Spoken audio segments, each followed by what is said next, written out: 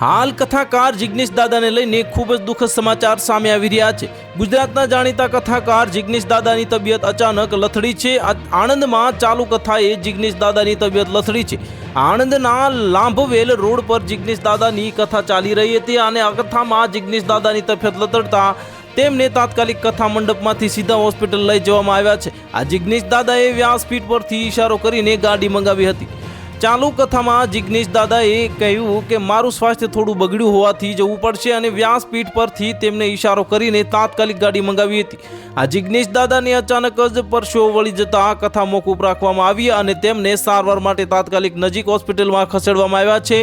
જો કે હાલમાં જિગ્નેશ દાદાની તબિયત સ્વસ્થ છે। જિગ્નેશ દાદાની તબિયત લથડવાના સમાચાર સાંભળીને હાજર રહેલા તમામ લોકો ચિંતામાં આવી ગયા। તમને જણાવી દઈએ કે વર્ષ 2020માં ભગવત કથાકાર જે જિગ્નેશ દાદાનો ઓક્સિજન માસ્ક સાથેનો હોસ્પિટલનો વિડીયો સોશિયલ મીડિયામાં વાયરલ થયો હતો અને તે સમયે જિગ્નેશ દાદાની તબિયત બગડી હતી। જિગ્નેશ દાદાની તબિયત કોરોનાના કારણે લથડતા તેમને ચાહકોમાં ચિંતાનો લાગણી પ્રસરી હતી અને તે સમયે સુરત ખાતે જિગ્નેશ દાદાની સારવાર જે કરાવવામાં આવી હતી અને કથાકાર જિગ્નેશ દાદાનું સ્વાસ્થ્ય ખરાબ હોવાના સમાચાર પ્રસરતા તેમની તબિયતના સમાચાર પૂછવા માટે પ્રશંસકો એકબીજાને ફોન કરી રહ્યા હતા। તો હાલ માટે આટલું જ, મળીશું નવી અપડેટ સાથે। જો તમને અમારા વિડીયો પસંદ આવતા હોય તો વિડીયોને લાઇક કરી દેજો, ચેનલને સબસ્ક્રાઇબ કરી બાજુમાં આવેલા બેલ આઇકનને દબાવી દો જેથી તમને આવા સમાચારની અપડેટ મળતી રહે।